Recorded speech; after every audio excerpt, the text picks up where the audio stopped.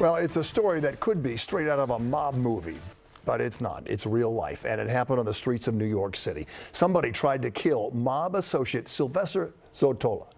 Not once, not twice, but at least 6 different times. And almost every attempt to kill him was caught on camera. Well, today, one of the key people responsible for the mob member's death faced a judge. Investigative reporter Dan Krauth shows us how this case unraveled and how long this person will be spending behind bars. That person was much closer to the victim than he ever imagined. Wow. For the last year of his life, Sylvester Zottola knew someone was trying to kill him. He spent that year in hiding, terrified for his own life.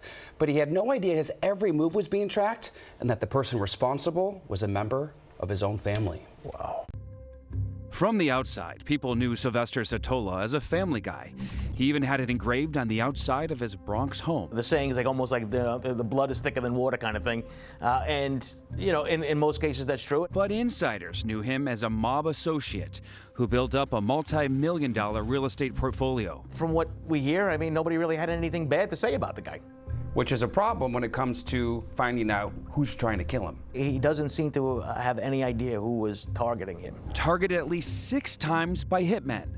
Back in December of 2017, 3 men broke into his home and slashed his throat. We didn't think he was going to make it. He was in ICU for a while. There was a question whether he was going to pull through. Also pulled through an attempted shooting outside his home.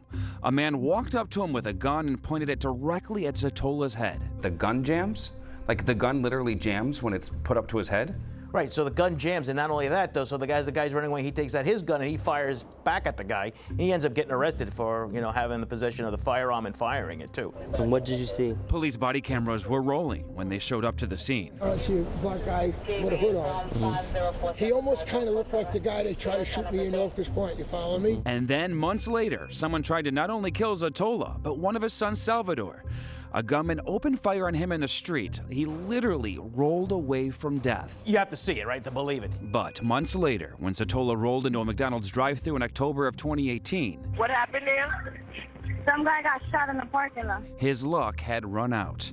Shot to death shortly after ordering a cup of coffee. So it was an old-fashioned hit. At first, police thought it was mob hits or a former business associate. But a tracking device on Zottola's car helped track down the killer. His own son, Anthony. Listen to what he told police after getting caught. One thing I can say is I had a feeling you were coming. When, I don't know, but I can thank you that it was after Father's Day and it was after all my kids' breakfast. The man who was grateful to be arrested after he could celebrate Father's Day with his children, found guilty of hiring gang members to kill his father. What is the motive behind this? He would inherit it all anyway. Well, listen, yeah, he would have definitely inherited it someday, right? But sometime for some people, someday is not fast enough. And detectives believe the entire time Zottola had no idea it was his own family member behind his assassination attempts. Anthony Zottola was sentenced today to life behind bars without the possibility of parole. The gunman who'd fired those shots faced the exact same sentence. There were some dramatic moments in the courtroom today where cameras were not allowed. At one point, Salvatore, the son who survived by rolling down the street, he sat face to face with his brother, looked him in the eyes and said, "Anthony, my brother, why did you do this? God gave you everything." At one point, their sister also took the stand and said she loves both of her brothers, that their father created this empire for their entire family, and it, quote, blew up in their face. Well, clearly, but it's so sad, it's so shocking, it's all those things all at once. Like, yes. It sounded like a movie, but it was real right here. It was like a movie today in the courtroom as well. I bet it was. Very compelling.